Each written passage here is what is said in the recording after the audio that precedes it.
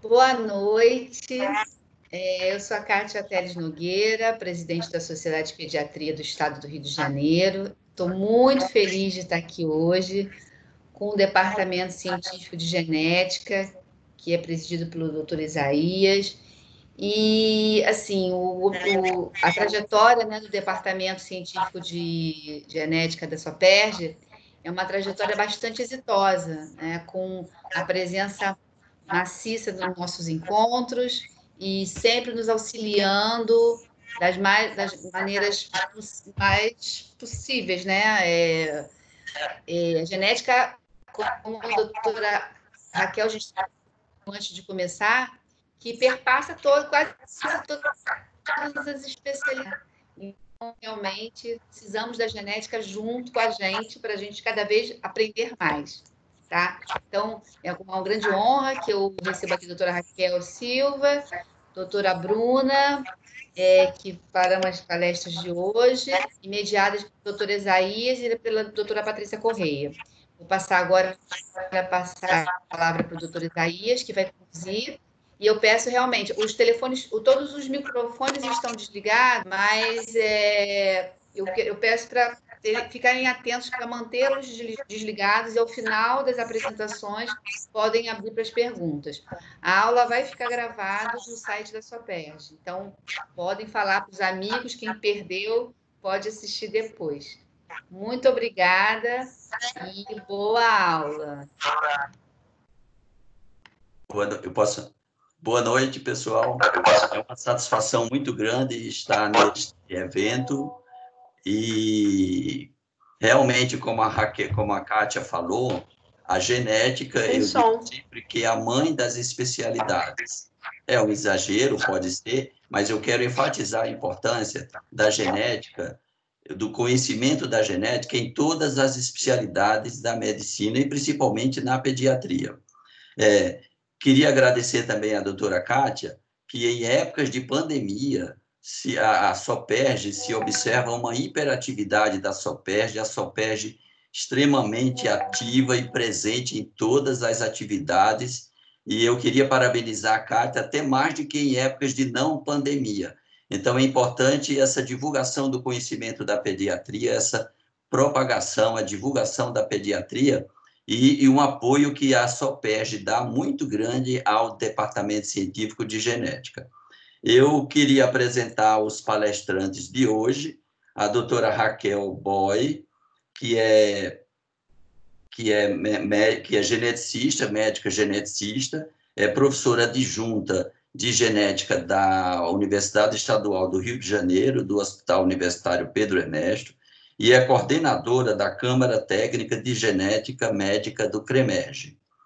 A doutora Bruna de Siqueira Barros é especialista em pediatria e nutrologia, pediátrica pela Sociedade Brasileira de Pediatria, é mestre e doutoranda em ciências médicas pela pós-graduação da UERJ e membro do Comitê de Nutrologia Pediátrica da SOPERJ, pediatra e membro da Universidade Federal do Rio de Janeiro, da Unirio, da MTN, da Universidade do Estado do Rio de Janeiro. E Patrícia é nossa conhecida também, médica, pediatra, geneticista, cientista, pesquisadora do Instituto da Fundação Oswaldo Cruz, né, e tem mestrado e doutorado, né, em genética da saúde da mulher. Ok? Então, com a palavra, a moderadora, não sei se a Patrícia entra agora ou direto a Raquel. Muito obrigado e bom evento. Deixa eu só dar um oi, então, boa noite para todo mundo. Aí o que a gente vai fazer é o seguinte, as pessoas vão fazer a apresentação delas e no final a gente abre para perguntas. Não tem muito jeito da gente fazer de outra maneira porque o chat não está funcionando. Então, no final, a gente deixa e quem puder levanta a mãozinha. Aqui embaixo tem na barra tem uma mão. Se a pessoa levantar a mão, eu vejo quem quer e a gente pede para abrir o microfone dessa pessoa, tá bom? Então, vamos começar. Doutora Raquel, o da senhora tá mutado, tá, doutora? Pode desmutar e pode botar a apresentação, por gentileza. Diego, desculpa, antes de começar, só para avisar que eu mandei a minha apresentação por e-mail para você, Ok, tudo bem. tá? Obrigada. Então vamos lá, gente. Boa aula para todos nós.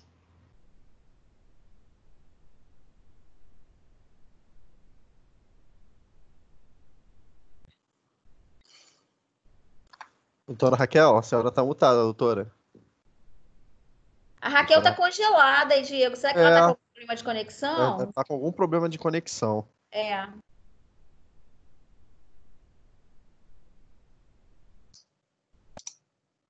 Ela tinha dito que estava com a internet lenta. Ela estava ela tinha compartilhado a aula ainda há pouco.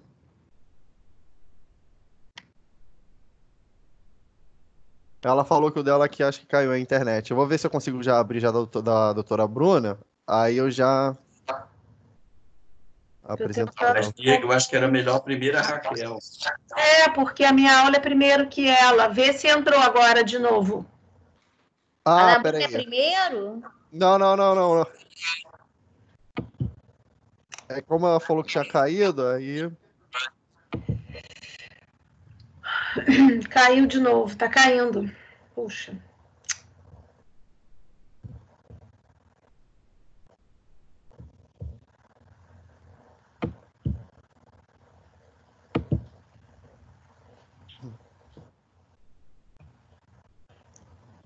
Diego.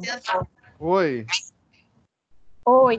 Não, o meu marido que entende melhor aqui de Teams falou que às vezes isso acontece quando a pessoa está como convidada. Se você me botar como participante, talvez eu consiga compartilhar a minha aula. Botei a senhora como participante. Coloca eu também como participante. Raquel, você não consegue compartilhar? Tô tentando, tá caindo. Vocês estão me ouvindo? Sim, estamos ouvindo a senhora, Sim, estamos ouvindo. Só a tela da senhora aqui que está congelada. Pois é, eu já tô tentando. Somente organizadores e apresentadores podem compartilhar. É o que está escrito aqui. Eu não estou conseguindo compartilhar novamente a minha tela. Tá, Vamos tentar novamente. Está escrito somente... Tenta novamente agora, doutora. Vê se você agora consegue. Vamos tentar. Peraí, Diego, que tá difícil aqui. Tá muito lento. Estou tentando de novo abrir aqui.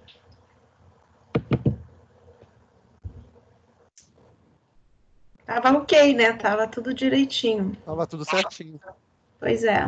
Para mim também apareceu essa mesma frase, tá, Diego? Eu tirei como Precisa apresentação. ser... Tá. Estou tentando aqui abrir novamente a aula da Soperge. Ela fechou tudo. O Teams caiu e fechou tudo. Abrir, vamos lá.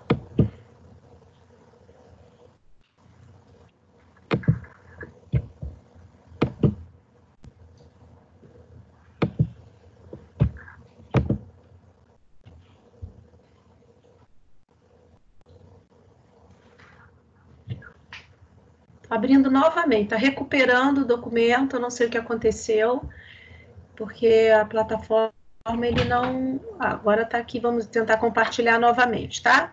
Ok.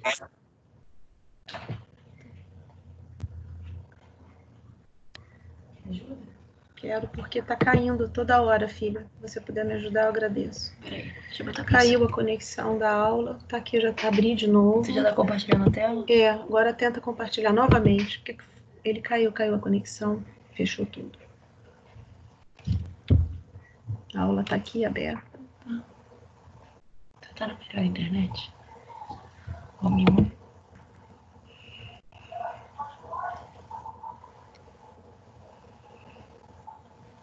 Às vezes, colocando no 4G do celular, melhora a conexão.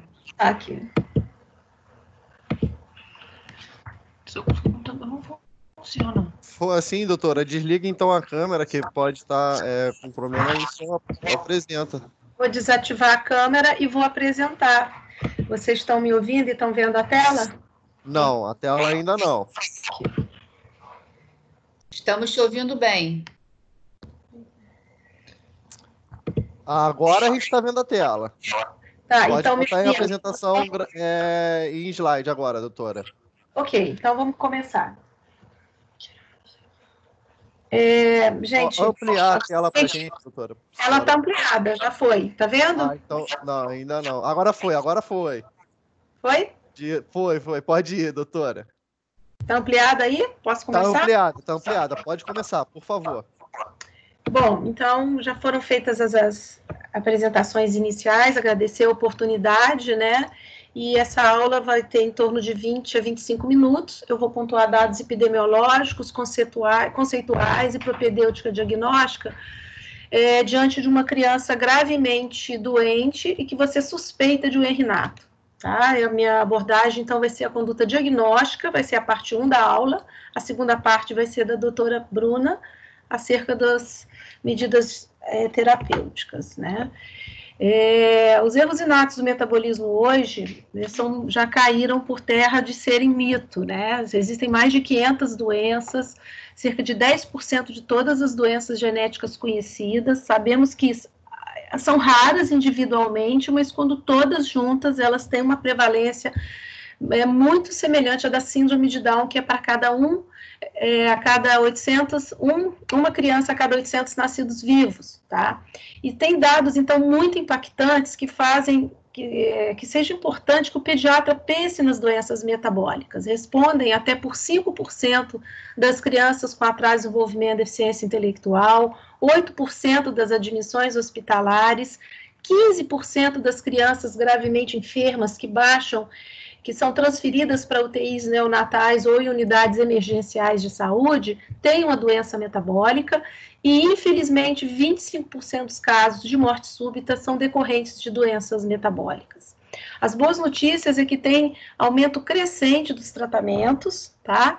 E o entendimento da fisiopatologia e do diagnóstico precoce, preciso, faz com que a gente tenha sucesso terapêutico para muitas dessas condições. Conceitualmente, então, o que são os erros inatos do metabolismo? Né? Eles resultam, na verdade, da falta de atividade de uma ou mais enzimas específicas, onde as vias metabólicas são bloqueadas, fazendo com que o produto final possa estar ausente ou diminuído, produto final esse, muitas vezes pertencente a uma matriz extracelular, produto final esse, uma enzima que vai catabolizar uma substância associada com neurotransmissão, com desenvolvimento cognitivo, com produção de energia, tá? Quebra de ácidos graxos, por exemplo, e ao mesmo tempo ela tem várias vias e fazem com que acumulem produtos tóxicos, produtos esses que muitas vezes que são os detectáveis pelos métodos bioquímicos usuais, tá? Eventualmente também tem defeitos no transporte de proteínas, mas a grande maioria é falta de atividade enzimática, tá bem? Lembrando que a grande maioria dessas doenças metabólicas são decorrentes de mutações, ou como atualmente chamado, de variações patogênicas em genes recessivos, que codificam proteínas essas, como eu falei, atuam no metabolismo enzimático. O que você vai ver, o que o pediatra vê, é esse bebê extremamente grave, né? E o pediatra, então, ele vai poder lidar com esse ser em desenvolvimento, né, que é a definição da pediatria, em 3 momentos distintos na vida, seja a nível pré-natal ou no pós-natal, como está mais habitualmente lidando com essas crianças na forma de bebês pré-sintomáticos, aí a importância da triagem neonatal, daí esse é o racional da triagem neonatal, né? Ou pegando crianças sintomáticas. No pré-natal, eu só deixo a mensagem de que quando vocês virem um bebê hidrópico, pensar não somente nas cardiopatias congênitas, né, nas infecções e nas hemoglobinopatias e na compatibilidade RH, mas também nas doenças metabólicas, especialmente as lisossomais. E daí o grande risco de recorrência também dessas condições, tá? engraçado que teve uma sobreposição de imagem aqui. A classificação clínica, na verdade, existem várias, mas a gente utiliza algumas delas mais para a gente situar e entender as vias metabólicas e fazer um raciocínio diagnóstico, né? Essa é uma das classificações que envolve desordens do metabolismo intermediário, que aqui eles colocam não só o metabolismo associado às aminoácidopatias, o transporte de aminoácidos, mas também aqueles que antigamente a gente chamava de produção de energia, então tem a ver com a oxidação das gorduras, dos ácidos graxos, né, o metabolismo dos carboidratos. E tem a outra que é da quebra de moléculas complexas, mais associadas às doenças degenerativas, com manifestações um pouco mais tardias, a exemplo das mucopolissacaridoses, das doenças dos peroxissomas, que não costumam dar urgências, né? E tinha um outro grupo que é o metabolismo de neurotransmissores, que aqui não apareceu nesse slide. Então, eu coloco essa classificação clínica de modo o pediatra já se familiarizar com as possibilidades dele colocar em algumas caixinhas de raciocínio diagnóstico a partir das alterações, das manifestações clínicas que essa criança pode apresentar numa emergência, né? Então, por exemplo, quando a gente pega os defeitos do metabolismo intermediário, pode ser na produção ou na utilização de energia. Tá? Então, pode ter um defeito hepático, um defeito muscular, cardíaco, cerebral. Um exemplo clássico aqui, que eu coloquei, o defeito de beta-oxidação de ácido graxo, que são vias, na verdade, são 3 etapas bem complexas, né? E que a criança se manifesta como hipotonia, miopatia, cardiomiopatia, até morte súbita, tá?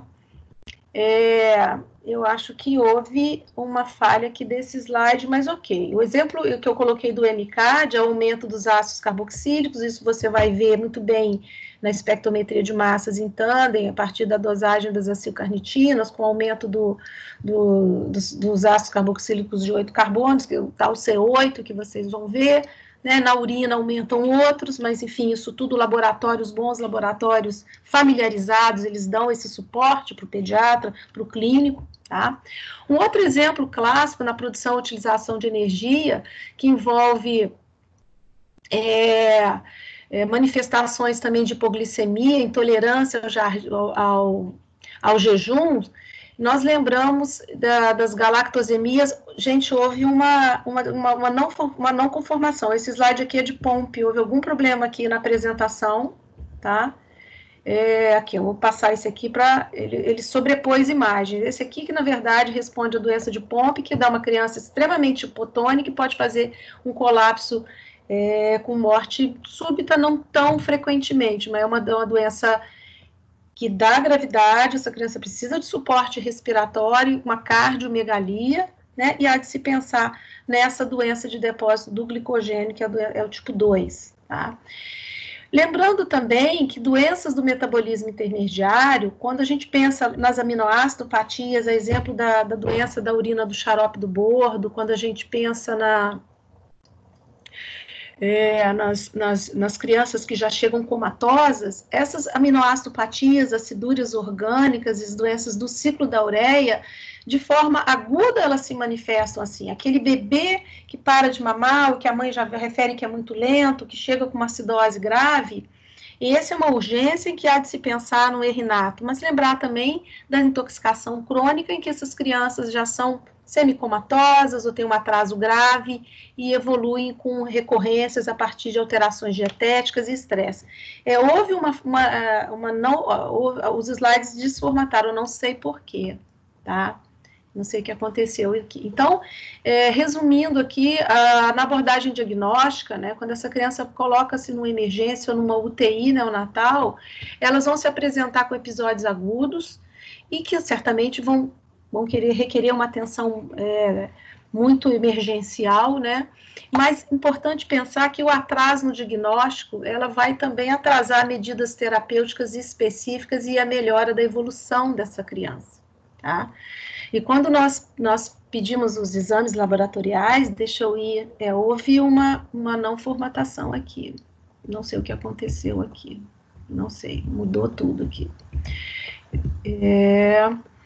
Esse slide aqui, na verdade, eu vou voltar nele para vocês na interpretação das possibilidades diagnósticas diante das alterações laboratoriais, tá?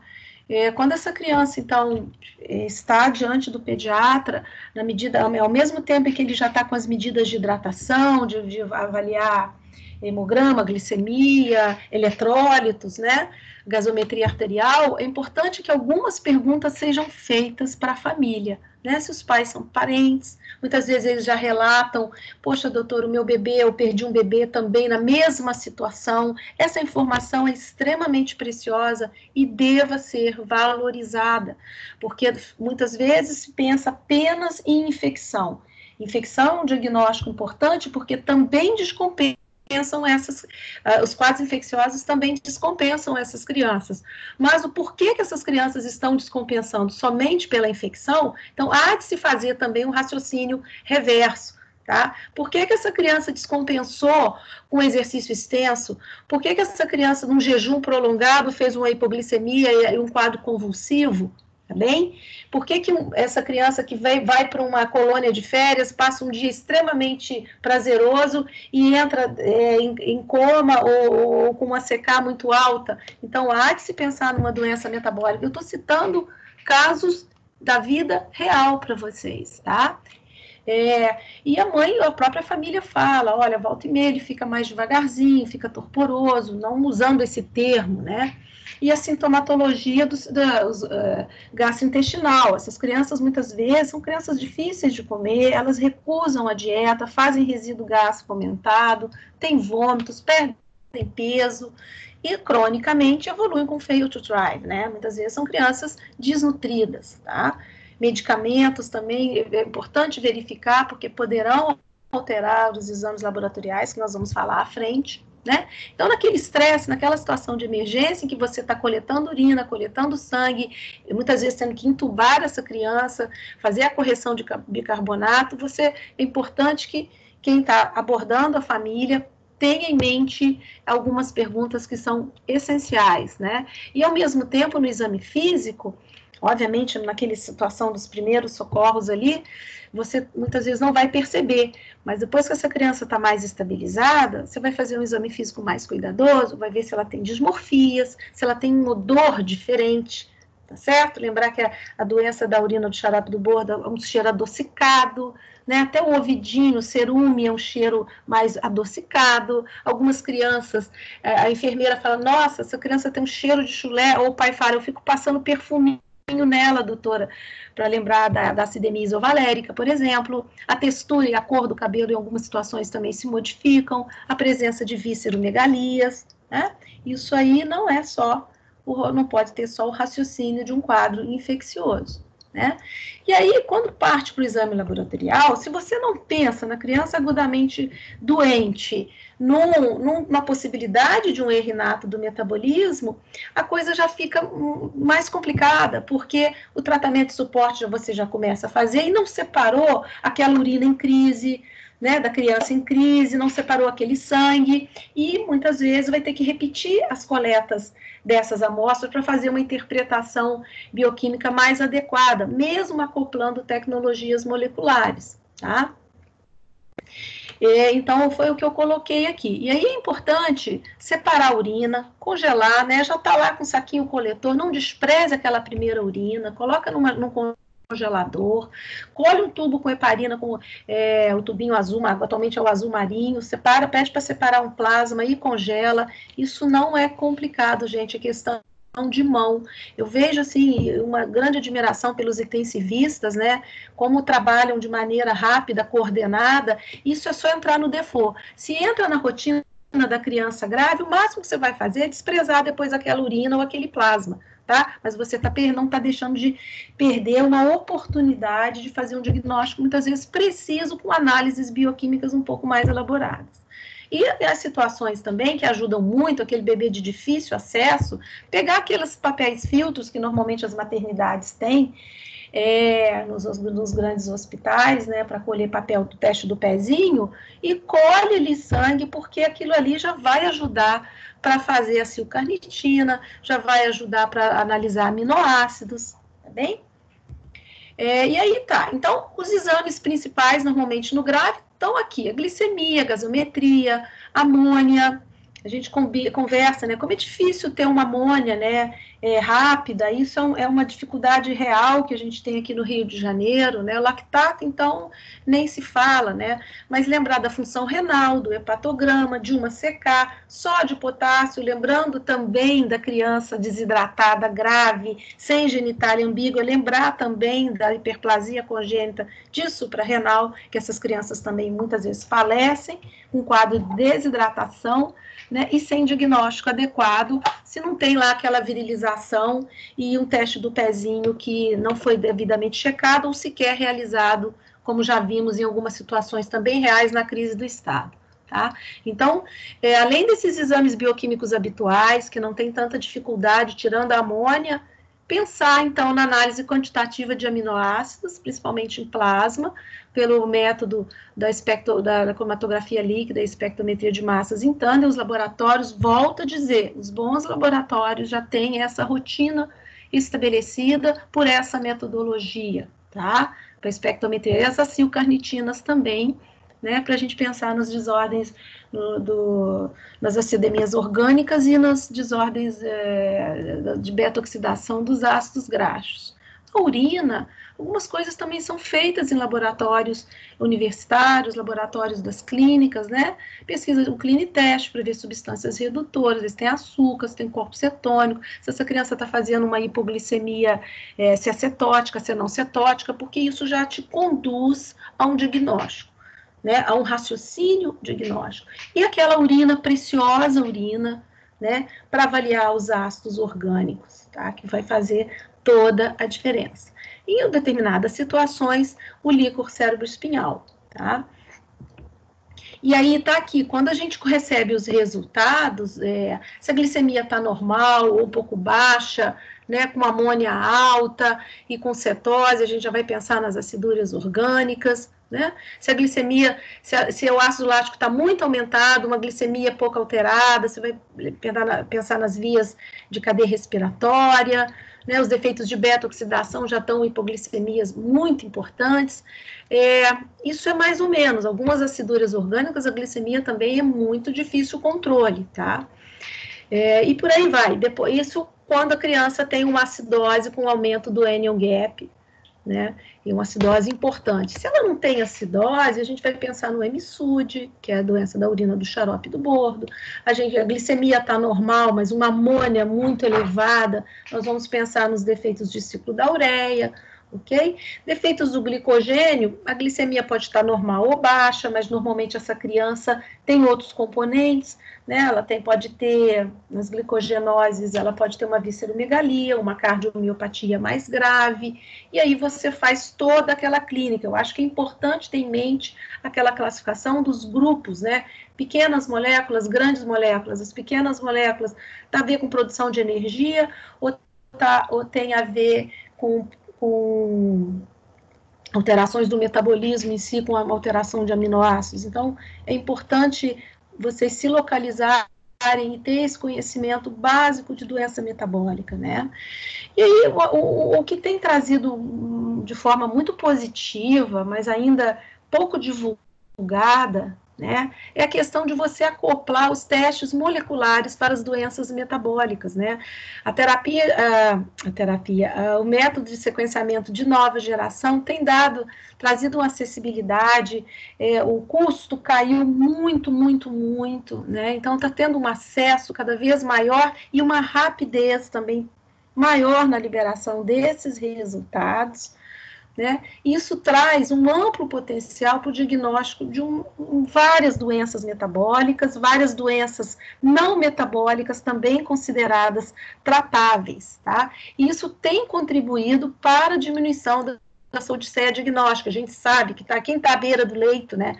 Aquela criança com difícil às vezes obter as amostras, a criança já muito manipulada, você estabilizou algumas situações, aquelas amostras bioquímicas não deram tantas pistas. Esse tipo de teste, ele tem facilitado a vida do pediatra E em termos de custo, quando você coloca no papel, se você pede todos aqueles testes bioquímicos especializados, né, ou da espectrometria de massas em tândem e ácidos orgânicos, se você coloca na balança, né, tem valido bastante a pena utilizar. Infelizmente, não é disponível no SUS, os laboratórios, os planos de saúde ainda não cobrem, mas isso é uma questão de tempo, porque em termos de custo-benefício tem se mostrado de forma muito satisfatória, tá? Não digo que é só para fazer molecular, jamais. Você tem que ter um ponto de partida bioquímico, você tem que entender as alterações bioquímicas, metabólicas, com acidose, com ou sem cetose, para você construir o diagnóstico e entender mais do que um exame, entender aquela criança, tá certo? Até para a modulação terapêutica que a Bruna vai falar a seguir, né? Então, é importante, sim, correlacionar os achados clínicos e bioquímicos.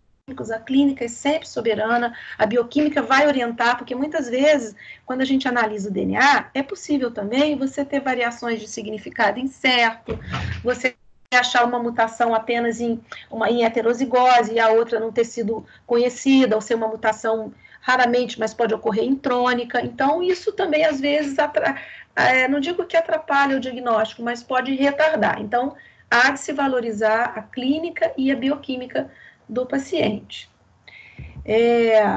E em termos de exames complementares, que pode ajudar também, quando a criança está mais estabilizada, né, as digenesias, os exames de imagem, eles podem também dar pistas diagnósticas para a gente, fazer uma ressonância, e, por exemplo, você tem digenesia de corpo caloso ou deficiência de piruvada deshidrogenase, então você acopla aquela clínica com o exame de imagem, né, uma hiperglicidemia não cetótica também dá, o PKU materno também dá, porque fazem alterações na morfogênese, né? Defeitos de migração neuronal você pode observar nas doenças dos peroxissomos, beta-oxidação de ácidos graxos também você tem defeitos de migração neuronal, então os exames de imagem, quando acessíveis, também podem contribuir, tá? E por que a gente tem essa importância do diagnóstico preciso e precoce? Gente, principalmente para prevenir sequelas, né? É uma tristeza ver doenças metabólicas tratáveis em que as crianças poderiam estar muito melhores, muitas delas sem atraso de desenvolvimento, sem deficiência intelectual, que não tem volta, que faz um custo de saúde enorme do ponto de vista financeiro, afetivo, social, tá? Isso para a gente, assim, de cortar o coração, e a nível de saúde pública eu acho que é um desastre, né? E, obviamente, o impacto no aconselhamento genético de casais de risco, lembrando que a grande maioria dessas doenças, elas, quando provenientes do mesmo casal, elas se repetem com uma frequência muito alta, que é 25%, tá? E, principalmente, evitar essa recorrência do dano. Eu vou finalizar a minha fala, para passar para a Bruna, deixar esse artigo, é uma revisão sistemática, é um pouco antiguinha, de 2012, mas é muito bacana, porque essas duas profissionais, elas fizeram um levantamento, uma análise sistemática, para mostrar que há diversas evidências para você avaliar uma criança em termos diagnósticos, que priorizar as crianças que quando você tem deficiência intelectual, a questão da tratabilidade. O que eu quero dizer com isso? Pensar que por trás daquela criança com atraso de desenvolvimento, deficiência intelectual, distúrbios neurocomportamentais, distúrbios psiquiátricos, né, essas crianças podem sim ter uma doença metabólica tratável. Aqui eu deixo essa colinha muito interessante, ele cita algumas aciduras orgânicas, xarope do bordo, deficiência de biotinidase, e isso faz-nos pensar na possibilidade, na necessidade de uma triagem neonatal ampliada para que se possa efetivamente prevenir danos para essas crianças, tá bem? Agradecer a todos aqui, perdoa pela desformatação de alguns slides, e vou passar a palavra para a Bruna.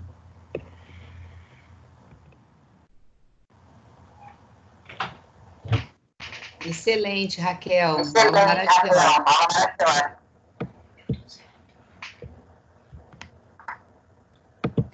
Oi, boa noite. Diego, eu vou precisar da sua ajuda, Tudo bem. Não tá? conseguiu, doutora?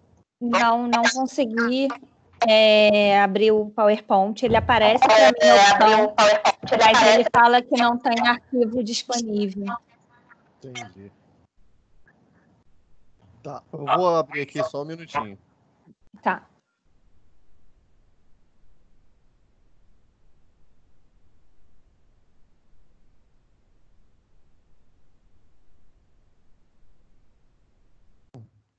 Tá aparecendo, doutora? Doutores, estão aparecendo? Sim, Diego, tá aparecendo sim. Tá Perfeito, eu ótimo. só Agora vou só tem que ampliar aqui. aumentar. Isso, vou ampliar.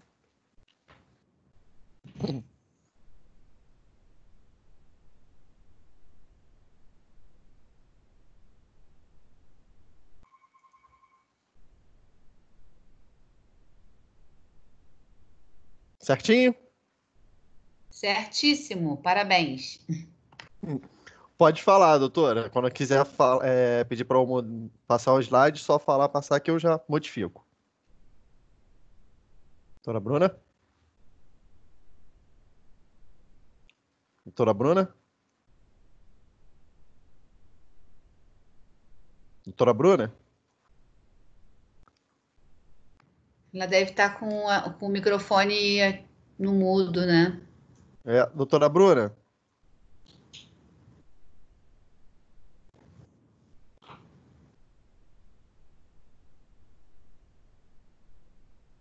Doutora Bruna?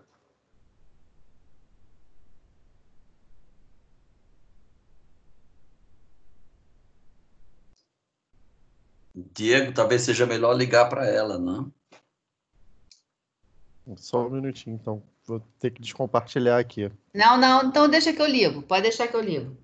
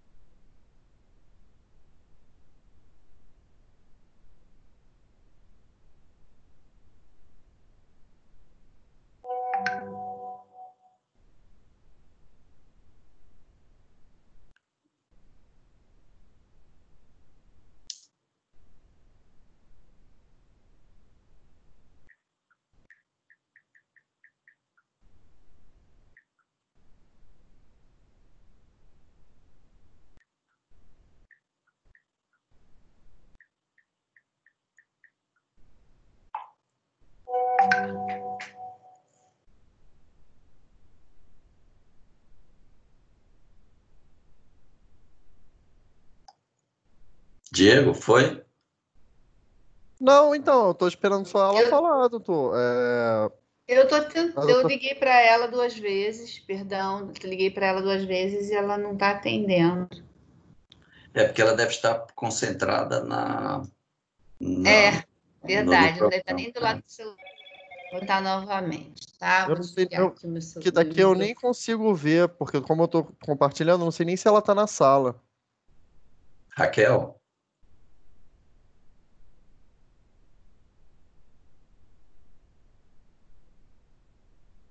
Oi, Isaías, eu estou ouvindo, a conexão falhou e os slides desconfiguraram. Eu tô mandando mensagem para ela, pede para ele me deixar entrar. A Bruna está falando aqui. Então, peraí, deixa eu compartilhar. Pelo celular. Eu acho que ela não está está só como convidada. Pedi. Estou falando aqui com a Bruna, pedi. É a segunda vez que eu trabalho com essa plataforma. Ontem foi até tranquila, não tivemos problema, não. Hoje eu achei que desconfigurou o slide, não sei o que houve.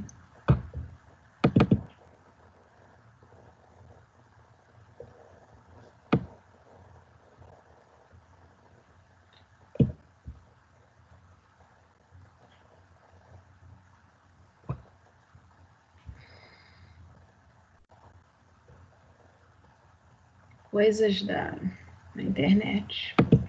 Pois é, da TI. Coisas de TI.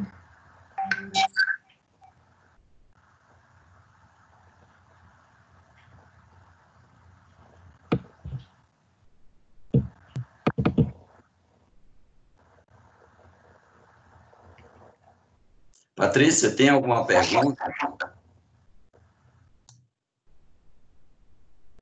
Não, ninguém levantou a mão, pelo menos que eu tenha conseguido ver. Porque se tivesse alguma pergunta, a gente ia discutindo as questões. A gente podia abrir hoje, falar para as pessoas, olha, se alguém tiver alguma pergunta, levanta a mãozinha que a gente abre o áudio de vocês para vocês poderem fazer, enquanto a gente vai fazendo a outra.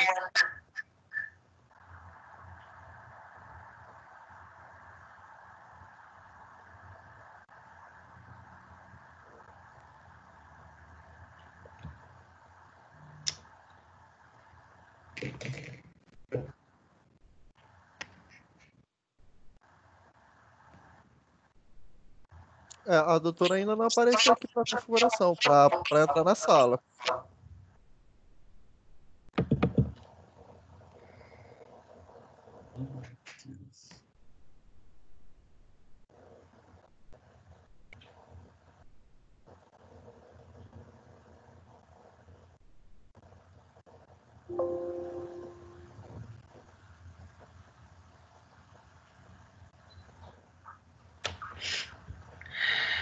Bom, Patrícia e Isaías, querem fazer algum comentário sobre a apresentação da Raquel, complementar alguma coisa?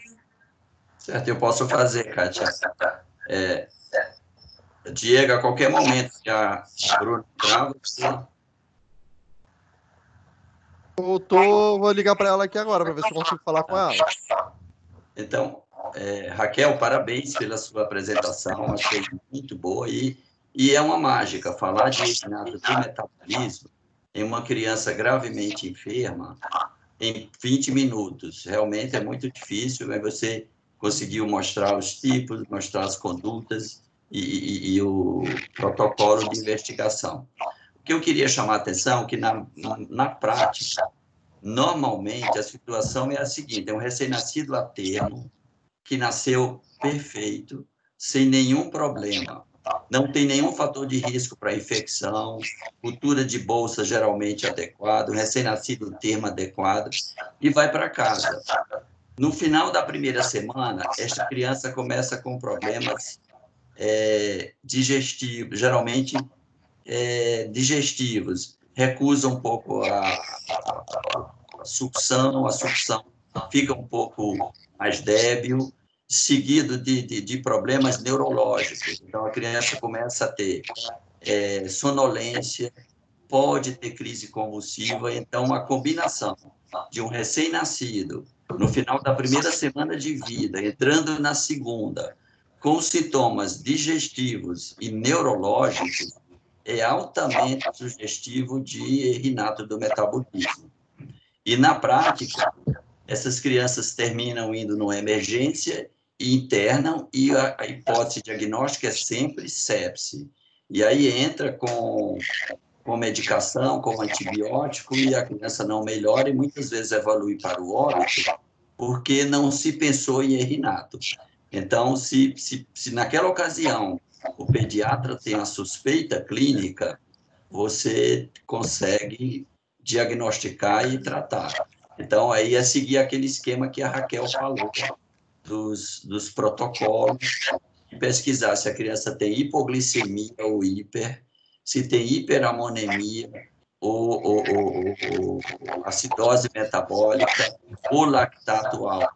Então, é muito simples. Pessoa e Renato, nesta situação, pede glicose, amônia, lactato, um EAS, para ver, enzimas hepáticas e musculares. E se você tiver tudo normal, provavelmente não é Renato. Mas se tiver alguma alteração, aí você aumenta a sua suspeita e continua a investigação, como a Raquel já falou.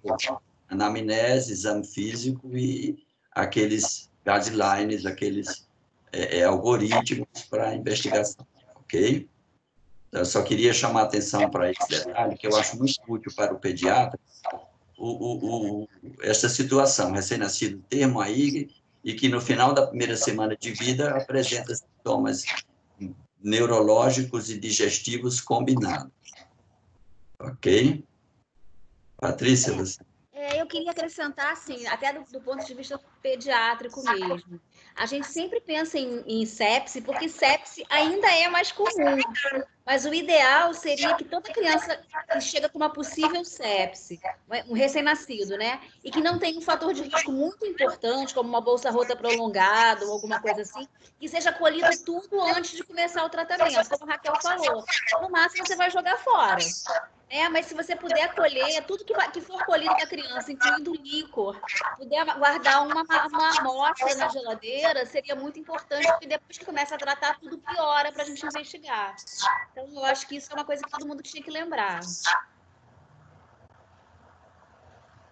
Verdade. A Bruna está pelo celular, viu, gente? Será que ela já consegue? O computador dela travou. Vamos ver, ela tá aqui, porque eu não consigo mais ver também os convidados.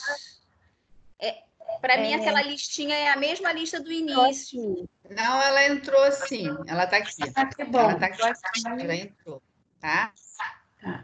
Gente, primeiro, obrigada pelo convite, Raquel. Em segundo lugar, mil desculpas, que eu estou super enrolada com essa tecnologia.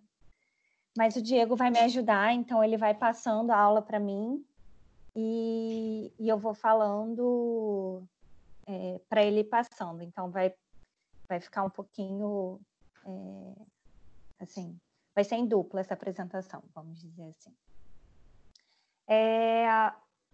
Então, vou inicialmente me apresentar, né? Eu sou nutróloga pediátrica e gosto muito do manejo desses pacientes com erros inatos do metabolismo, porque, como a Raquel falou, a gente consegue mudar a história natural de uma doença, né? Uma parte dessas crianças vai ter a sua trajetória mudada com o alimento, né? Não são todos erros inatos do metabolismo que a gente tem essa possibilidade. Alguns são tratáveis com reposição enzimática, outros não são tratáveis, e uma parte a gente consegue mudar o curso de uma vida, de uma família, com mudança na dieta e, às vezes, acréscimo de algum cofator, de alguma vitamina. Então, eu tive um paciente em 2016 que me fez mergulhar nesse mundo dos erros inatos do metabolismo. Infelizmente, eu não consegui mandar a aula com vídeo para o Diego, porque eu termino essa aula mostrando a diferença desse paciente que não teve um diagnóstico precoce e um outro paciente com a mesma doença, tendo o seu diagnóstico nos primeiros dias de vida e uma mudança da dieta de uma forma precoce, interferindo assim em todos os aspectos do desenvolvimento. Então, essa aula é muito para a gente, como a Raquel falou no início, para a gente se conscientizar de que a criança gravemente doente, ela pode ter um erro inato do metabolismo. Pode passar, Diego, por favor. Passei, doutor. Então, assim, a gente tem um paciente grave. A primeira coisa que a gente pensa, muitas vezes, é sepse, que é o mais comum. Mas quando a gente tem um quadro de uma criança grave, que a gente pensa em sepse, e ela não responde de uma forma apropriada, né? Ela demora a responder ao antibiótico, ela demora a responder ao antifúngico, ela tem uma neutropenia mantida, ou PCR sempre ali só tocado, ou até mesmo negativo, a gente tem que pensar em erro inato do metabolismo. Quanto mais rápido a gente pensa, melhor. Então, o ideal chegou uma criança grave, a gente pode se antecipar e colher exames, tanto os básicos, e aí o que eu chamo de básico? Uma glicemia, uma gaso, eletrólitos para a gente calcular o anion gap, Uma amônia seria básica, mas na nossa realidade aqui no Rio de Janeiro, infelizmente, a amônia ainda não é básica.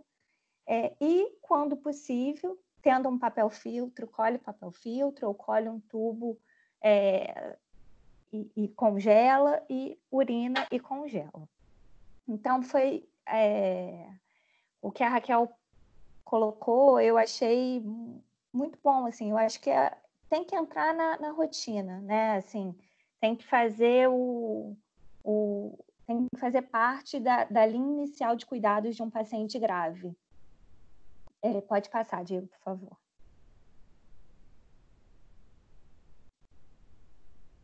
Pode passar.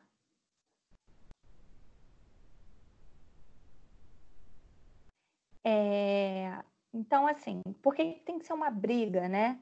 Por que a gente tem que correr atrás sempre desses exames o mais precocemente possível? Porque é muito mais fácil a gente detectar uma alteração bioquímica na descompensação. Diferente de um exame molecular, que a mutação vai estar ali, a gente tem a facilidade de detectar uma alteração no momento que esse paciente está descompensado. Então, muitas vezes, você tem um paciente gravemente enfermo. Se você já hidratar,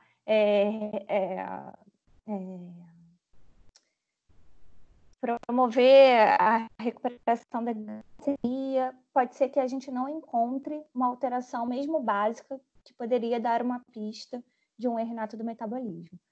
Então, de novo, é preciso que isso entre num fluxo. O paciente chegou grave, colhe tudo na medida do possível. Claro que em situações extremas isso não vai ser possível, mas sempre que possível a gente tem que incluir esses exames. E lembrando do cloro, que é uma coisa simples, mas para o cálculo do anion gap a gente precisa do cloro, e muitas vezes eu chego para dar parecer e não tem o cloro, que é um exame que está à disposição na maioria dos hospitais. Pode passar, Diego, por favor.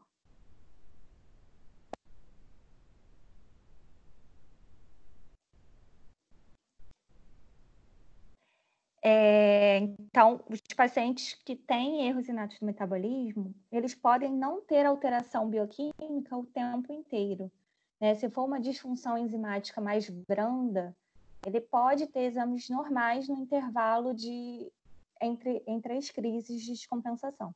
Então, é importante a gente ter esse exame o mais precocemente possível. Pode passar.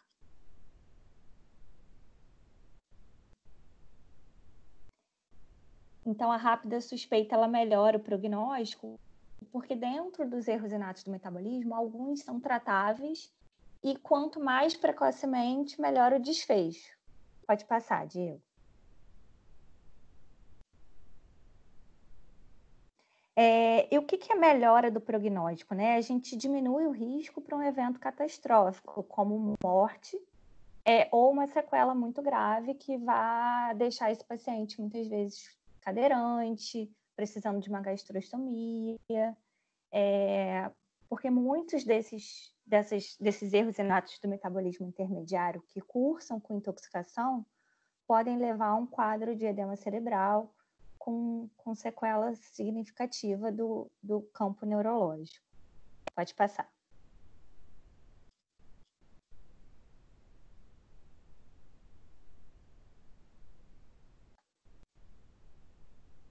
Isso, além do sistema nervoso central, né, dependendo da doença, a gente pode ter lesão de algum outro órgão-alvo,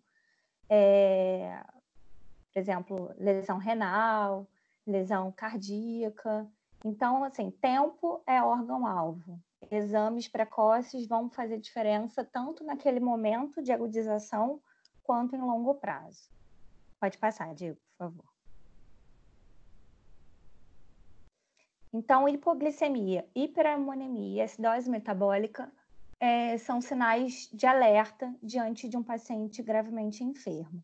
E aí eu fiz um asterisco em hiperammonemia, porque, pode passar, Diego, eu faço uma provocação com vocês, assim, não dá, acho que para aparecer para todo mundo a minha pergunta, pelo menos para mim ficou cortada, Mas o que tem nessa caixinha amarela embaixo é em quanto tempo no seu hospital você consegue o resultado de uma amônia. A gente, em média, leva de 7 a 14 dias para ter resultado de uma amônia em muitos hospitais, tanto público quanto da rede particular. Então, eu convido todos vocês a entrarem nessa briga. Vamos pedir amônia, vamos pedir um perfil de acilcarnitina, de aminoácidos, ácidos orgânicos urinários, porque isso vai fazer a diferença. Pode passar. E aí eu coloco, também acho que não deu para ver, diante de um quadro suspeito, né, que o paciente tem uma hipoglicemia ou uma acidose metabólica, você ainda não tem o resultado da amônia, mas ele tem uma taquipneia, uma alteração de consciência, seja com uma agitação ou uma sonolência, vômitos incoercíveis, vamos considerar que ele pode ter hiperamonemia, né? Vamos brigar por uma rapidez ainda maior nesse resultado. Pode passar.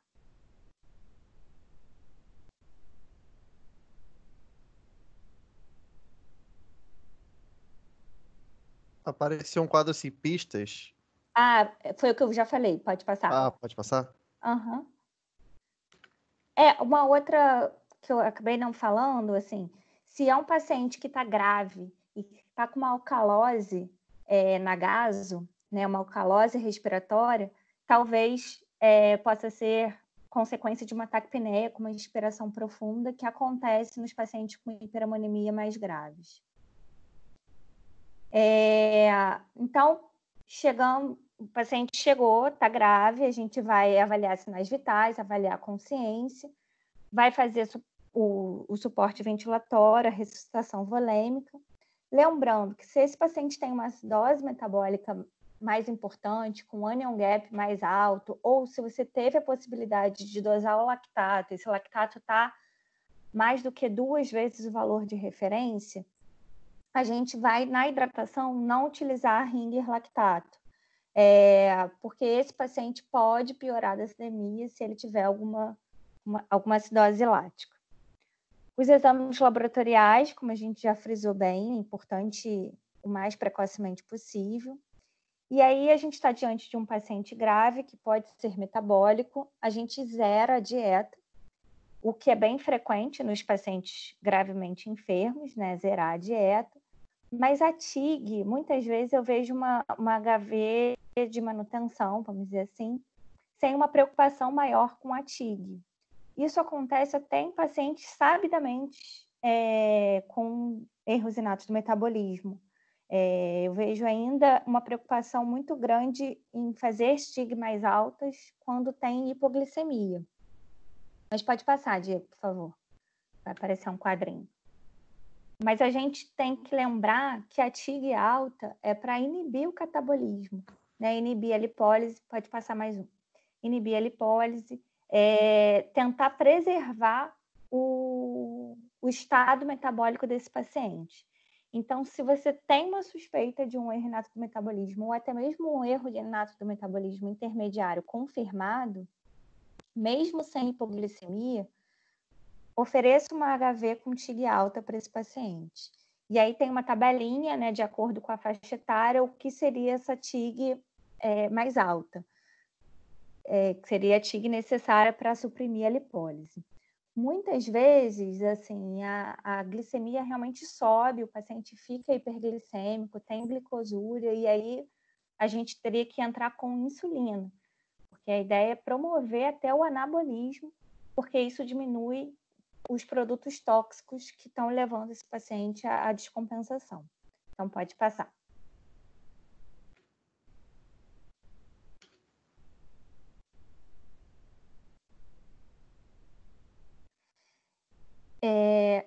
Em relação à acidose, né? Muitas vezes a gente se depara com gases com pH extremamente baixo, 7, 7,1, bicarbonato baixo, e aí a gente vai fazer a administração de bicarbonato. Só que é perigoso a gente administrar se esse paciente tem hiperamonemia, né? A gente contraindica porque pode aumentar o risco de edema cerebral. De novo, a gente bate num problema de logística, porque muitas vezes a gente só vai ter essa amônia dias depois. Acho que abriu o microfone. Dias depois. Então, de qualquer forma, se precisar administrar bicarbonato, sempre com cautela e atenção a sinais iniciais de um aumento de hipertensão intracraniana, ficar bastante atento com esse risco. Algumas medicações também podem ajudar na remoção desses metabólitos. Então, o paciente tem uma amônia mais alta, a gente pode já começar o benzoato pela sonda, né? No Brasil, a gente não tem a opção de medicações que expoliam a amônia venosa. A gente não tem o fenilbutirato, a gente não tem uma outra medicação que poderia ajudar, que é o Carbaglu. Não me falhou a memória agora o nome, só me veio o nome comercial, mas enfim, não temos aqui no Brasil, no Rio, pelo menos, não temos com facilidade. Então, o que a gente tem é o benzoato de sódio e a gente pode oferecer por sonda. Algumas situações, quando a amônia está mais alta, né, acima de 300, a gente tem que considerar até a diálise. E, idealmente, hemodiálise, mas eu já acompanhei crianças em UTI-NEL que a gente teve que fazer diálise peritoneal. Não é o que está na literatura, mas muitas vezes a gente tem que adaptar com a nossa realidade. É importante, a partir do momento que o paciente tem uma amônia acima de 100, 150, ficar atento, né? Porque se esse aumento for muito rápido, esse paciente tem risco de edema cerebral. Então, a gente tem que fazer essa vigilância para ir diminuindo o nível de amônia. Algumas doenças expoliam muito ácido orgânico na urina. E com isso expolia a carnitina, que é uma, vamos dizer assim, ela se gruda, né, o ácido orgânico, e é espalhada na urina. Tanto que muitas aciduras orgânicas a gente consegue ter o resultado olhando para o perfil de acilcarnitinas. Então, a gente consegue ver qual é aquela acilcarnitina mais aumentada e, a partir daí, a gente infere qual é o ácido orgânico aumentado no organismo. Então, em muitas acidemias orgânicas, a gente pode fazer a suplementação de carnitina. Aqui no Brasil também não tem disponível a carnitina venosa, então a solução que a gente encontra é fazer por uma sonda nasogástrica, assim como o benzoato. Algumas doenças também podem responder a algumas vitaminas do complexo B. Então, alguns autores consideram, diante de um paciente grave, que a suspeita de doença metabólica é grande, fazer um mix de cofatores para avaliar a resposta. Atualmente, a gente percebe que não faz tanta diferença, tanto impacto, exceto em algumas doenças mais específicas. Então, como a gente tem poucos recursos, né, se a gente puder priorizar uma HV com uma TIG alta, um benzoato se tiver uma amônia aumentada, ou uma L-carnitina em suspeita, no caso de uma suspeita de acidura orgânica, esses são os de primeira linha, vamos dizer assim. Pode passar, Diego.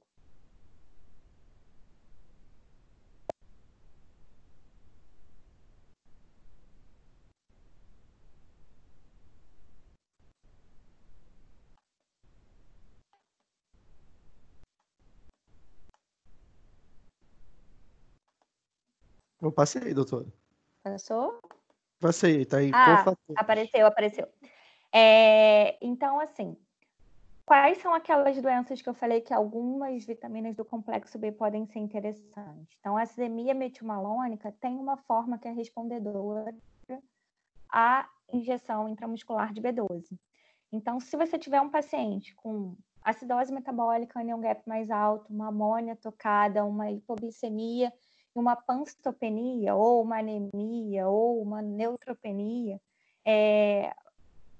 comece empiricamente a B12 intramuscular, porque pode ser uma acidemia metilmalônica respondedora. Uma outra situação mais específica que vitaminas do complexo B podem ser mais interessantes é quando você tem um neonato ou um lactente jovem com um quadro de epilepsia resistente aos anticonvulsivantes convencionais. Então, existe um protocolo para a gente fazer um teste terapêutico com piridoxina, se não tiver resposta, ácido folínico, e se não tiver visto no teste do pezinho, a gente pode chegar a fazer biotina. Na prática, a gente não consegue seguir muito esse protocolo, porque a gente não consegue ter em todos os hospitais um eletroencefalograma contínuo para monitorização da resposta. Então, muitas vezes, a gente não consegue ir fazendo esse passo a passo, né? Faz primeiro a piridoxina, se não responde ácido folínico. O que eu vejo é, muitas vezes, a gente fazer as 3 coisas: piridoxina, ácido folínico e biotina, não, vamos dizer assim, mais pela nossa dificuldade, muitas vezes, em fazer um protocolo mais compassado, né? Vamos dizer assim. Pode passar.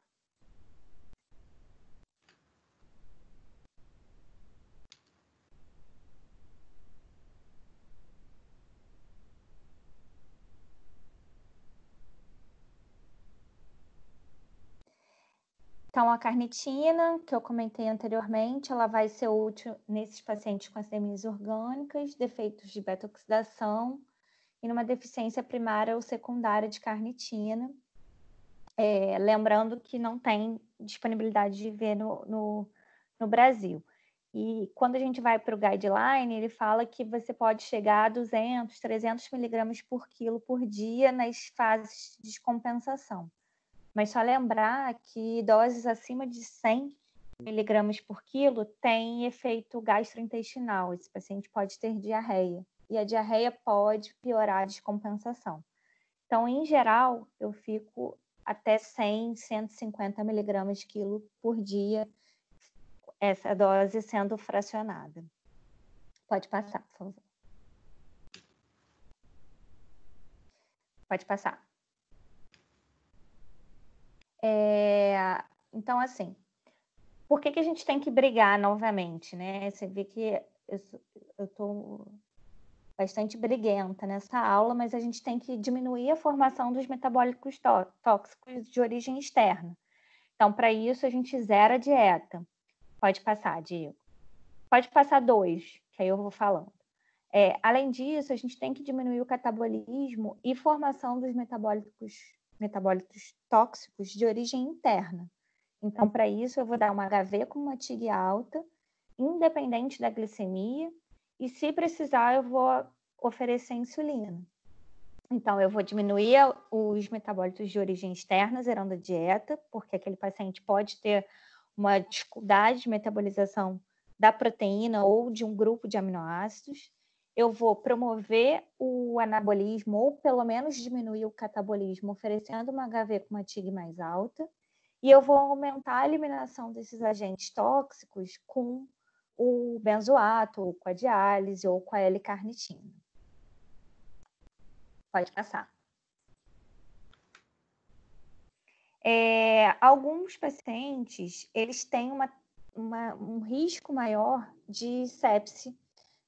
A galactosemia tem um risco de sepse por E. coli, e os pacientes com acidemias orgânicas têm um risco de sepse porque eles têm uma aplasia de medula, né? Muitas vezes eles têm neutropenia e aí podem complicar também com um quadro infeccioso, e o que piora o quadro de descompensação. Alguns pacientes podem ter uma hepatopatia importante, fazendo um distúrbio de coagulação, precisando de plasma. Pode passar.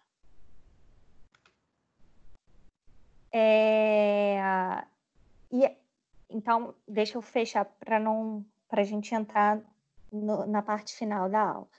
Então, algumas medidas adicionais podem ser importantes, dependendo do órgão-alvo. né? E quando a gente pensa em doença do metabolismo proteico, a gente tem que lembrar que a gente também não pode deixar esse paciente dias em dieta zero. Então, o objetivo é que a gente estacione, né, freie aquela descompensação e que a gente já consiga retornar com a dieta em 24 a 48 horas.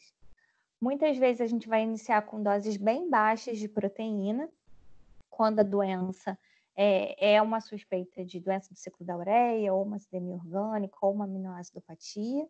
Pode passar. E aí eu quero chamar a atenção que muitas vezes eu vejo a gente, diante de um paciente com suspeita de erro do metabolismo das proteínas, com uma dieta oligomérica de aminoácidos ou extensamente hidrolisada. Então, só para lembrar que não faz diferença se a fórmula é de proteína intacta, extensamente hidrolisada ou de aminoácidos. Pode passar, Diego, por favor. Uma outra situação também, não tanto de UTI, mas quando esse paciente vai se recuperando, eu já vi orientar a fazer dieta na mãe, mantendo aleitamento para manter o aleitamento materno no lactente jovem. Então, lembrando que também não adianta fazer dieta na mãe, né? Diferente da alergia alimentar, por exemplo, a gente tem que mexer na dieta do próprio indivíduo. Então, dependendo da situação, a gente vai suspender o leite materno. Em outras situações, a gente vai suspender a livre demanda, né? Vai oferecer uma dieta mais regrada para esse paciente, para a gente ir acompanhando o laboratório e a clínica dele. Pode passar.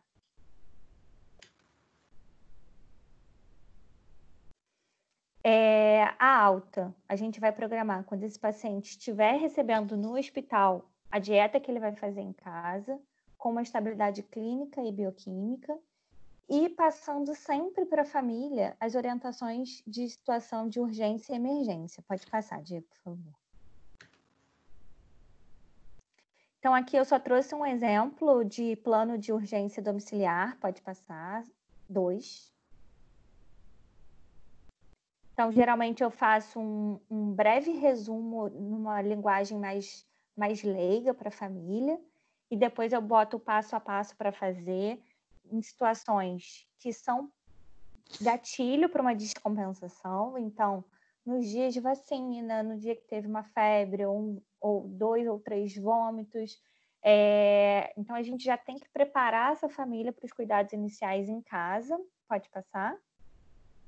E oferecer também uma carta de emergência com as instruções, vamos dizer assim, para o médico que vai receber esse paciente no serviço de emergência.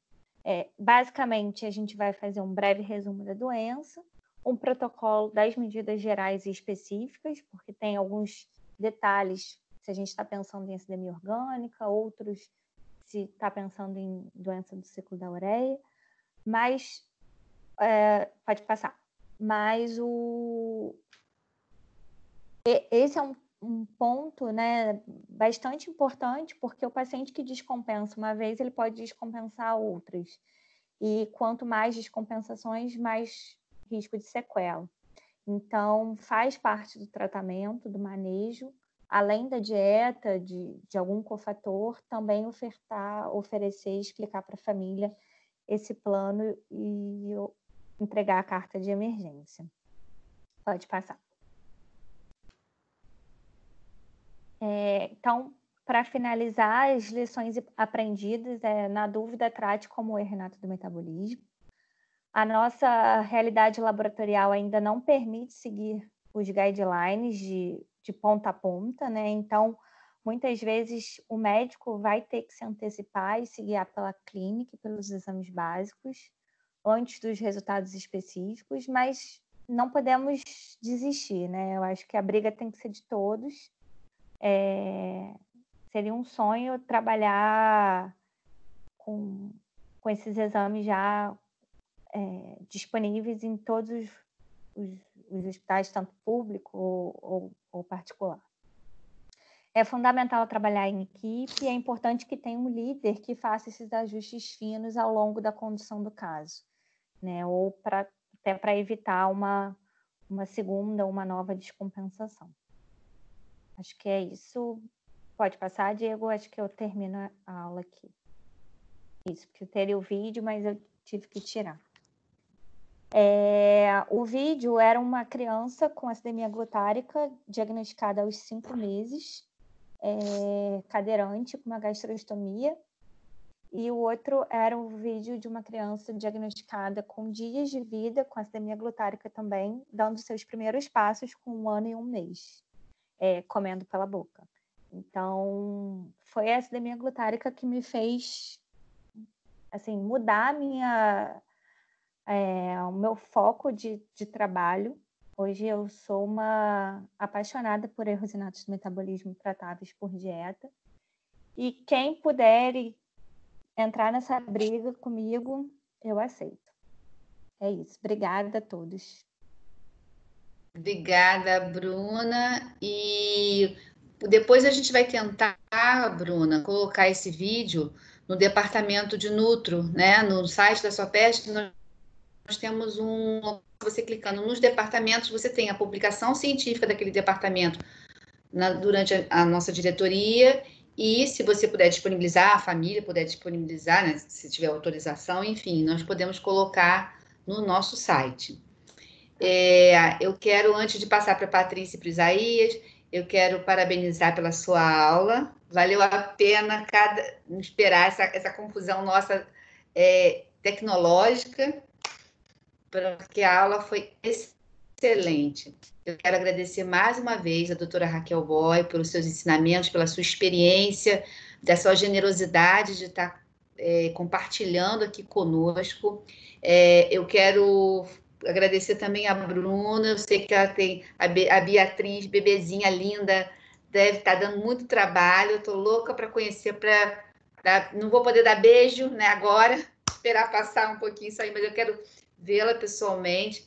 A Bruna é uma ex-residente, ex-colega de trabalho, agora ela está trabalhando na Unirio, mas no tempo que trabalhamos juntos foi realmente muito bom, muito proveitoso e para nós duas, acredito. Então, eu vou me despedir aqui de vocês, o doutor Isaías, que vai depois, posteriormente, fazer a finalização como presidente do Departamento Científico de Genética, e muito obrigada, foi excelente, aprendi bastante. Obrigada, Raquel, obrigada, Bruna. Um beijo para vocês. Patrícia também, obrigada. Tchau, tchau. Obrigado, Kátia. Obrigada, Kátia. Patrícia, com você, como é que... Então, agora a gente vai abrir para as perguntas. Quem quiser perguntar alguma coisa, por favor, levante a mão. Tem uma mãozinha e a gente vai dar a palavra.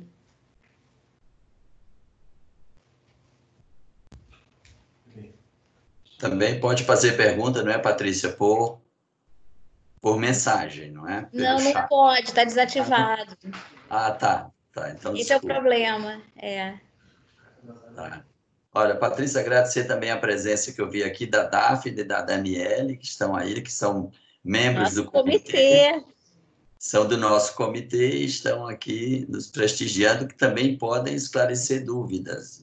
Isso. Bom, enquanto as pessoas vão pensando nas suas perguntas, eu só queria falar, né, algumas coisas. Primeiro que foram aulas muito legais. Ah, tem uma mãozinha aqui, que bom. E que acho que elas conseguiram simplificar de uma maneira muito, muito boa para o pediatra, né? E eu queria sugerir, se vocês pudessem botar no boletim da Sopeste um resumo do que vocês falaram, principalmente aquelas coisas que a Bruna falou de tratamento, né? Eu acho que seria uma coisa muito boa. Quem está com a mão levantada é a Isabel Madeira. Por favor, Isabel, você consegue Ela pode se desmutar automaticamente. Tá, então abre o seu microfone e pode fazer a pergunta. Queria dar os parabéns à Raquel e à Bruna. E a Bruna falou bastante aí de briga, né? Eu acho que a gente podia divulgar mais a importância da coleta da amostra crítica, né? No meu caso, como oncologista pediatra, eu estou sempre brigando aí pelo diagnóstico da hipoglicemia, que vem para a gente, e Muitas vezes a gente dá a cartinha, entrega para os pais, é importante, mostra logo quando chegar lá e acaba que não colhem a amostra crítica, né? E aí vocês também, a Raquel repetiu o que ela falou, como é que são esses frascos onde a gente vai coletar e quer dizer, um tem que ser com heparina, o outro você vai colher no tubo tijolo, né? Que aí é o plasma. Como é que faz? Congela, refrigera? Eu acho que isso a gente podia fazer um documentozinho bem simples para divulgar. Eu acho que seria uma coisa muito boa, botar uma investigação rápida e um tratamento básico rápido desse de gerar dieta, fazer glicose, né? Seria muito bom. Certo. Raquel, você Sim. vai... Eu acho que a Raquel está congelada. Raquel, você está com o microfone... Ela está Obrigada, congelada, mas eu ela tô está congelada. Ela tá Enquanto congelada. a Raquel está descongelando, você quer que eu fale? Eu tô me ouvindo, pessoal? Tá, realmente tem hora que congela. Então, eu me lembro, é interessante a recorrência dessas orientações, né? Porque elas não mudam. Eu me lembro que nós fizemos num comitê, nos primeiros comitês, um documento nesse sentido. Não sei se Patrícia, Daphne lembram. Eu acho que tem uns 15 anos, né? Nós estamos ficando, o tempo passa. Olha, eu acho que tem mais, tá, Raquel? Eu posso interromper, Raquel? Porque eu acho que, assim, Oi. Oi, a Daphne falando. Tudo bem, Daphne? Então, vale a pena a gente fazer, assim, de uma forma mais cursiva, mais condensada, para que entre nessa rotina, né? Que, como eu falei, os intensivistas, os emergencistas, eles já são muito treinados com as coisas para atendimento rápido. Então, é questão mesmo de pegar o jeito, né? Não tem mistério assim, nenhum, não tem mistério nenhum na coleta de amostras, não tem mesmo, tá? A gente precisa desmistificar isso, né? E certamente vai ser um ganho de qualidade na assistência desses pacientes enorme. E vivam os nutrólogos, né? A gente tem que trabalhar em equipe mesmo. Para eles crescerem e se multiplicarem. Crescerem e se multiplicarem, darem conta, porque é uma demanda enorme, né? Para esse tipo esse campo aí de trabalho é muito grande e com resultados muito bons, na verdade, né? Muito satisfatório. Beleza. Raquel, agora Isabel, grande Isabel Madeira, saudade de você. Ela perguntou sobre as coletas, como é que você faz as coletas? Então, são muito simples. Atualmente, assim, você coleta. A urina você congela, né? Tem que manter bem congelada nos laboratórios. É uma temperatura que, de preferência, em freezers que tem no hospital para congelamento de amostras. No SOS, congela no congelador mesmo que tiver na unidade, entendeu? O plasma, normalmente você colhe em tubo com heparina, porque aí vão centrifugar aquela amostra e congelar aquele sobrenadante. E o ideal, se você tem papel filtro na unidade, como eu falei, nos berçários tem, você colhe em papel filtro, espera pelo menos 3 a 4 horas para secar, embrulha papelzinho alumínio e coloca numa geladeira, entendeu? Que esse papel filtro também, ele depois de coletado e armazenado adequadamente, ele vai servir para muitas coisas, tá? E a questão do DNA... Também, né? Se colher líquor também é uma boa congelar um pouquinho. Sim, se colher líquor também, claro, é que às vezes a dinâmica fica mais difícil para a função. Mas o RN grave costuma ter líquor, né?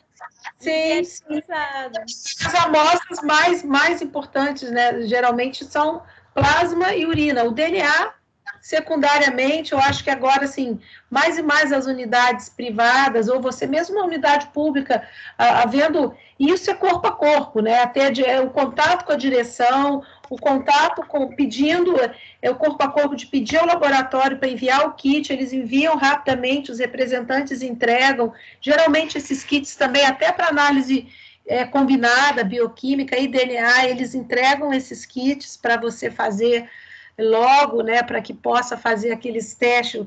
Uns laboratórios chamavam de teste da bochechinha, agora cada um tem o nome do seu produto, alguns laboratórios especializados nessa área já estão conjugando análise molecular com bioquímica ou só molecular, mas, enfim, isso já é uma realidade, né, e o custo, no que me tange, é um custo acessível, né, desmistificar isso também. Às vezes, o custo só de uma análise bioquímica e de um aminoácido é o mesmo desses testes moleculares, para vocês terem uma ideia, tá?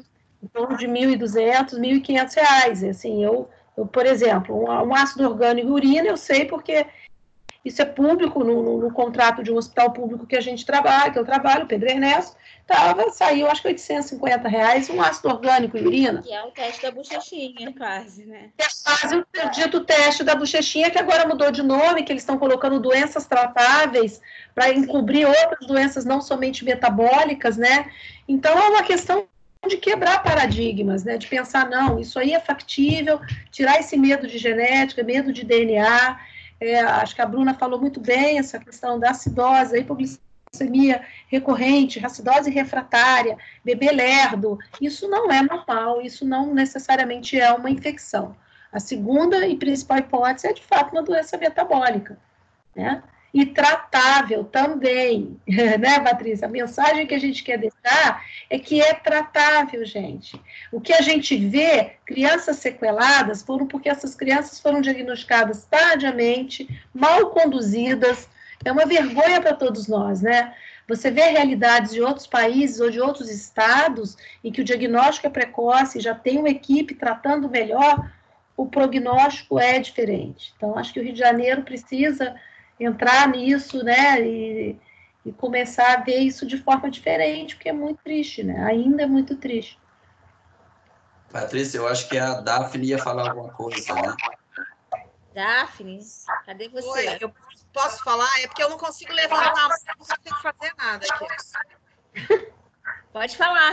Tá, olha só, o documento, ele foi, na verdade, elaborado durante o Consoper de 2006. A gente está dando uma olhada nele, ele continua super atual no que diz respeito à parte metabólica, e agora a gente ainda tem como grande aliado o exame molecular mais barato e mais amplo, tá? Como membro do comitê, eu gostaria de sugerir que a gente desse uma revisada rápida nisso. Esse documento ele esteve no site da Superg, mas na mudança de layout a gente perdeu o documento. O link é capenga, ele leva para lugar nenhum. Então, como membro do comitê de genética, eu vou encaminhar isso para todo mundo, mando para o Isaías, tá? E eu acho que, assim, tem alguns documentos que foram elaborados por comitês anteriores que vale a pena voltar para o site. Hoje eu recebi mais um questionamento sobre armazenamento de célula de cordão umbilical. Eu acho que esse tem que ir no site também. Não é o tema da aula. Não está mais lá, não? Não tá. O link está capenga, perdeu. Tá? Mas eu acho que a gente pode reeditar. Mas esse de Renato é fundamental e, na verdade, eu vi, ele é um pouco longo. Ele foi impresso pela Soperg na época, mas a gente pode ter o longo e a versão curta só sobre o material a ser coletado. Tá ótimo. Porque não precisa tanto retrabalho, né? Ele foi bem redigido. Isso, a gente não tem que reinventar nada, é só ajustar. Só ajustar, atualizar com as metodologias atuais. Né, que já excelente ideia. Então, eu sugeria, viu, Patrícia, que o texto a Raquel já fizesse uma revisão, Raquel, e se precisar a Bruna, e aí já enviava para o comitê para a gente dar uma checada aí. Excelente, né? Já temos uma publicação. A parte terapêutica, essa cartinha, isso tudo é muito importante. Eu acho que isso não tinha naquele documento, mas a gente acha que a Bruna pode ajudar a gente nessa parte. Não tinha. A cartinha achei muito boa, essa orientação para pais e emergencistas, né? Tá num lugar diferente, tá num hospital desconhecido, já tem ali a receita, né? Vamos colocar assim. Tem mais uma mãozinha levantada, da Jaqueline Fonseca. Opa, Jaqueline. Jaqueline, por favor. Olá, boa noite a todos. Eu queria dar uma contribuição sob o ponto de vista do laboratório, que é muito importante que, junto com a amostra biológica, principalmente quando for solicitada uma análise de acilcarnitinas, aminoácidos, ácidos orgânicos, que sejam fornecidas as informações clínicas do paciente, inclusive com o tipo de medicação e de alimentação que está sendo feita naquele momento da coleta do material. Porque, normalmente, esses laudos têm uma interpretação que é feita por um especialista. E é nesse momento que é feita uma correlação clínico-laboratorial com os achados dos metabólicos alterados, para facilitar a conduta médica. Então, é só isso que era a minha contribuição, sempre fornecer, junto com as amostras, as informações clínicas do paciente. Isso acelera na liberação do laudo e no enriquecimento da interpretação desse laudo. Uhum. Lembrar que o exame de Ervinato não é um hemograma, não é um exame simples, é uma coisa que realmente tem uma interpretação e que realmente você precisa de todas as informações, né? Faz diferença. Posso complementar?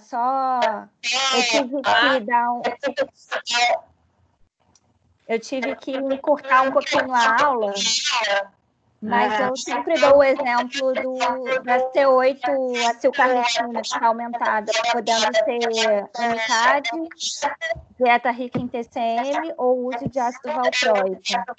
Então, sempre lembro da Jaqueline realmente pedindo esse detalhamento junto com a amostra. Isso também é importante estar na cartinha, eu vou acrescentar, Jaqueline. Isso. Ótimo, Bruna. Perfeito. Mais alguém, gente? Para a gente poder encerrar? Não temos mais nenhuma mãozinha. Eu acho que a gente já são 8h37. Tivemos uma noite muito proveitosa. Se Isaías concordar, eu acho que podemos encerrar por aqui. Pode ser? Tá. Patrícia, então posso... A gente tem tempo de ficar, tem horário de regressar, né? Oi? A gente tem horário. Não tem, mas está ficando meio tarde já, né? Tá. Então, pessoal, eu gostaria de agradecer a todos. Eu estou vendo aqui que temos 18 presentes agora, mas uma plateia de altíssimo nível, só, né, grandes pediatras, grandes médicos que estão presentes. E a gente fica muito feliz e honrado com a presença de vocês. E eu queria agradecer a Raquel e a Bruna, que elas fizeram mágica hoje. Um tema que todo pediatra acha complicado, a Raquel abordou como fazer o diagnóstico, qual o algoritmo de pesquisa, de uma forma bem simples e prática. E a Bruna simplificou com um tratamento bem simples, né, que todo mundo tem muito medo. Como é que eu vou tratar um erinato? Então, ela deu um norte, deu umas coordenadas bem simples. Parabéns, Bruna. E Raquel também, que abordaram temas que o pediatra acha complicado e que eu queria que tivesse desmistificando isso hoje, que erinato é um tema que qualquer pediatra pode abordar, pode manusear, pode diagnosticar e tratar.